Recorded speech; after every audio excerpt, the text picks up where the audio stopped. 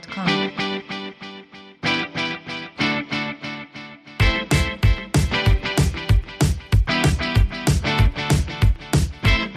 Jamais récompensée, mais pourtant toujours présente, la Suède fait partie de ces nations qui peuvent mettre des bâtons dans les roues aux autres équipes. Associé à l'image d'un Zlatan Ibrahimovic durant les années 2000, le coach Jan Andersson a pris ses responsabilités et a créé un groupe uni autour d'un noyau dur expérimenté. Oubliez le raté de 2016, mais se rapprocher de 2018 pour reproduire l'excellence en 2020. La Suède a été une tête d'affiche de son groupe avec l'Espagne et ils se sont logiquement qualifiés malgré la génération dorée du rival norvégien. Ils terminent deuxième, mais attention aux errances défensives avec 9 buts encaissés. Robin Quaison de Mayence a été au niveau avec 5 buts marqués.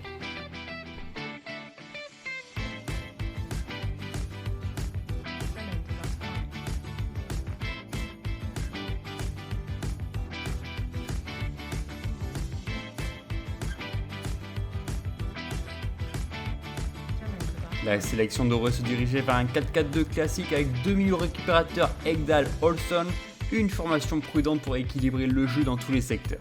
Les profils expérimentés et offensifs de Forsberg et Larsson sur les côtés vont apporter un soutien de taille à la ligne d'attaque peu connue mais pourtant très efficace, Berg Quaison. Sans oublier la rotation avec le jeune Isaac de la Real Sociedad.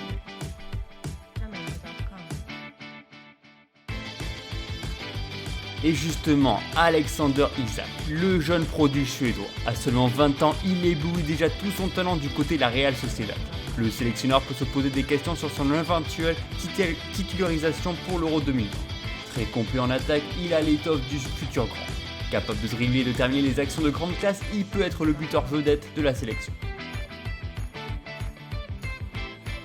Formé dans un 4-4-2 classique, Andersson préfère la simplicité. L'idée est d'élargir le jeu sur l'ensemble du terrain et de garder un groupe compact. Sans vraiment grande individualité, c'est l'esprit tactique qui prédomine la sélection. En phase défensive, la ligne de 4 du milieu de terrain reste disciplinément bien alignée dans le but de se déplacer ensemble pour apporter son soutien à la défense. Quand la balle vient d'un côté, ils bougent ensemble pour forcer les adversaires à passer en retrait. Dans le même temps, la supériorité de 4 joueurs au milieu permet de contrer les attaques axiales.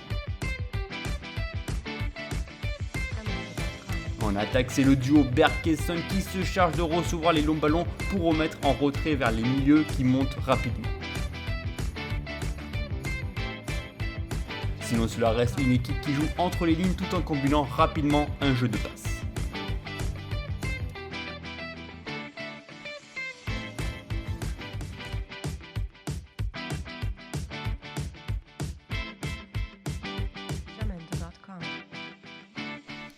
La Suède se retrouve donc dans le groupe avec l'Espagne, la Pologne et un barragiste qui sera déterminé plus tard.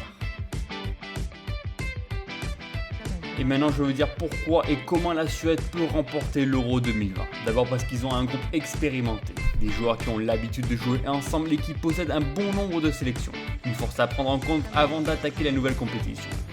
Ils ont une bonne dynamique. La Coupe du Monde 2018 a été l'objet de la presse latane, lui qui a longtemps porté la sélection sur son dos s'en est allé. Et la suite a été une réussite. Surprenante en 2018 où leur parcours s'est arrêté en quart de finale, leur dynamique peut les amener plus loin en juin prochain. Ils font des efforts à répétition, un des aspects physiques de la sélection et leur pressing immédiat en cas de perte de balle. Les joueurs sont attentifs et n'hésitent pas à faire des efforts répétés pendant 90 minutes. Mais attention tout de même, ils n'ont pas la spécialité de la possession. C'est une équipe qui reste bien en place sans forcément faire le jeu. Avec une moyenne de 51% lors des qualifications, elle reste une stat en dessous par rapport aux autres qualifiés. Et attention tout de même au jeu peu rapide, les joueurs peuvent facilement se faire attraper. La Suède aime poser le jeu avant de prendre une décision offensive.